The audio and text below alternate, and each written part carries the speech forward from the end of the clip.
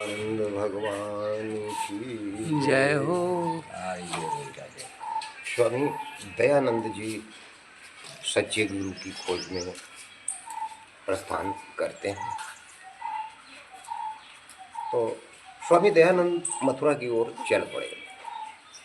उन्होंने दृढ़ निश्चय कर लिया था कि किसी भी तरह स्वामी बिरजानंद का शिष्यत्व अवश्य ग्रहण करेंगे। स्वामी बिरजानंद जी का उस समय बहुत बड़ा पूर्ण था, यही वेदों के अच्छे ज्ञाता। इसके लिए चाहे कुछ भी हो, चाहे कितनी ही अपेक्षा क्यों न सही, स्वामी दयानंद ने मथुरा पहुंचकर स्वामी बिरजानंद की कुटिया का पता लगाया और वहां पहुंचकर दरवाजा खटखटाया। गुरुदेव का दरवाजा खटखटाया। भीतर से गंभीर और ओजस्वी स्वर उभरा, कौन? स्वामी जी ने कहा कि कौन? तो महर्षि जी कहते हैं, एक सन्यासी। तुम्हारा नाम? दयानंद सरस्वती। यहाँ क्यों आए हो? सत्य ज्ञान का पता। तुम व्याकरण जानते हो? हाँ, मैंने सारस्वत आदि ग्रंथ पढ़े हैं। उसके बाद अंदर से कुटिया का दरवाजा खुला। स्वामी दयानंद ने अंदर प्रवेश किया और स्वामी बिरजानंद के चरण स्पर्श किए। स्वामी बिरजानंद गंभीर स्वर से बोले, देख दयानंद, तू अभी युवक है, साधना पथ बहुत ही कंटकीर्ण है। इस पर चलने वाले बड़े बड़े दिग्गज पुरुषों का ईमान डोल जाता है, वे पथभ्रष्ट हो जाते हैं। तो स्वामी दयानंद क्या कह रहे हैं? प्रभु, मैंने बहुत सोच समझ करके सांसारिक सुखों को ठोकर मारी। बहुत मैंने सोचा समझा और संसार के जितने भी सुख भोग थे उनको हमने ठोकर। मेरे वापस जाने के सभी मार्ग बंद हो चुके हैं। अब मैं वापस नहीं जा सकता। मेरा मन सत्य ज्ञान के लिए बेचैन हो। मैं आपकी शरण में आया हूँ, आप कृपया मुझे स्वीकार करें। दयानंद ने बड़ी विनम्रता से जवाब दिया।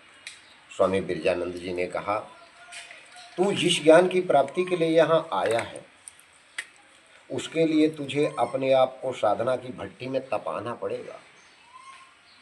अपने आप को साधना की भट्टी में तपाने की अगर क्षमता है, सोच लो। स्वामी दयानंद ने पूर्ववत शांत मगर दृढ़ स्वर से उत्तर दिया, मैं सब कुछ करूँगा, सब कुछ करने को तैयार। आपकी हर परीक्षा में अपने को तपाऊंगा, सब कुछ करूँगा, लेकिन ज्ञान की प्राप्ति अवश्य करूँगा और आपका शिष्यत्व ग्रहण करूँगा। ज्ञान का सही रूप देखे बिना मेरी आत्मा कहीं भी चैन न लेने देगी।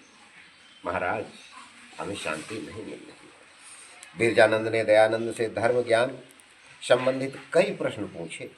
दयानंद ने बड़ी समझदारी से उनके प्रश्नों को उत्तर दिया। स्वामी बिरजानंद ने समझा कि भावी शिष्य साहसी और विलक्षण बुद्धि वाला है। उसमें शिक्षा प्राप्ति की उत्कट लालसा है, सब कुछ ध्यानपूर्वक सुनकर उसे ग्रहण करने की उसमें लगन है। इन्होंने सोच लिया, दयानंद, मैं तुम्हें अपना शिष्य स्वीकार करता हूँ। समझ लिया, बस स्वीकार कर लिया। बिरजानंद जी ने उसकी परीक्षा लेने के बाद कहा, तुम्हें नई शिक्षा लेने से पहले बहुत कुछ भूलना पड़ेगा। जो कुछ आप आज तक तुमने सीखा है, देखा है, वो सब भूलना पड़ेगा। मैं सिर्फ महाभारत के पूर्वकालीन ऋषि प्रणीत ग्रंथों में ही विश्वास रखता हूँ। कुछ स्वार्थी लोगों ने हमारे परम पुनीत साहित्य का सर्वनाश कर दिया है। उन्होंने सभी ग्रंथों की रूपरेखा को विकृत कर दिया है। ऋषियों के दिए हुए स्वर्ण में उन्होंने बड़ी चालाकी से अशुद्ध पदार्थ का मिश्रण कर दिया है। मुझे ऐसे लोगों से बड़ी घृणा है। यदि तुम अपने हृदय को शुरू से ही स्वच्छ रखोगे, तभी मैं तुम्हें शिक्षा दूंगा। सत्य। आप अनुभव करेंगे कि मुझ में कुछ सीखने से पूर्व विस्मरण करने की भी शक्ति है। दयानंद जी ने उत्तर दिया कि मैं अगर कुछ ग्रहण करना चाहता हूँ तो पहले का जो कुछ जाना हुआ है उसे भूल भी सकता हूँ। तो फिर नदी के किनारे जाओ, तुम्हारे पास जितनी पुस्तकें हैं सभी को नदी में प्रवाहित करो। स्वामी दयानंद उसी क्षण जाकर अपनी सारी पुस्तकें यमुना में प्रवाहित कर। तब गुरुदेव गिरजानंद जी ने अपने शिष्य को एक बात और बताई, मैं अपने शिष्यों को भोजन देने में असमर्थ हूँ, मैं भोजन नहीं करवा पाऊंगा, इसलिए तुम्हें अपने भोजन की व्यवस्था स्वयं करनी पड़ेगी, मैं स्वयं प्रबंध करूंगा। स्वामी दयानंद जी ने कहा, मैं अपने गुरु पर भार बनकर कदापि नहीं रहूंगा। दयानंद जी ने उत्तर दिया।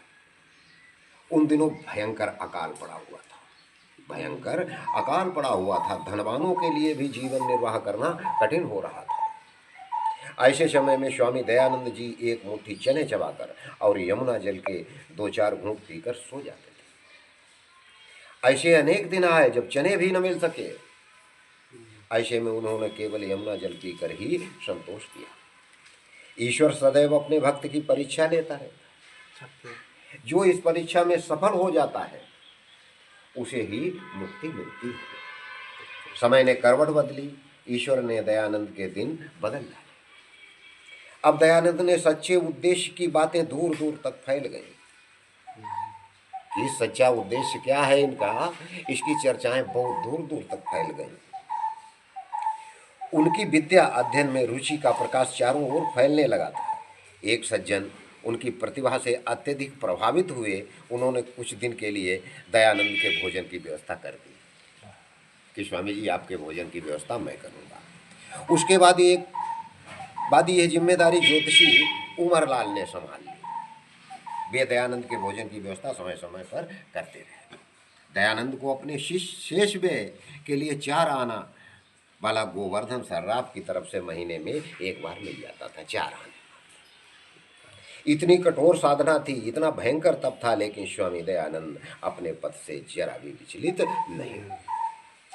उनकी आंखों में हरदम एक ही चित्र नाचा करता था, सत्य का साक्षात्कार करना। उनके लिए चाहे कुछ भी क्यों न करना पड़े, चाहे कितना भी कष्ट ने उठाना पड़े। स्वामी दयानंद विश्राम घाट के पास लक्ष्मी नारायण मंदिर में एक छोटी सी कोठरी में रहते थे। वे उसमें बड़ी मुश्किल से पैर फैलाकर लेट पाते थे। अध्ययन के अतिरिक्त तो वो अपने गुरु की सेवा मन लगाकर करते थे, इसमें कभी भूल नहीं करते थे। रोजाना झाड़ू लगाना, अपने गुरु के कपड़े धोना तथा उनके लिए यमुना जल के घड़े भर कर लाना। लेकिन फिर भी क्रोधी गुरु गिरिजानंद जरा सी भूल होने पर उन्हें बुरी तरह डांटते फटकारते थे। यही है सच्चा प्रेम। सत्य से गुरु के पास स्वामी दयानंद 2.5 वर्ष रहे। उन्होंने अपनी ओर से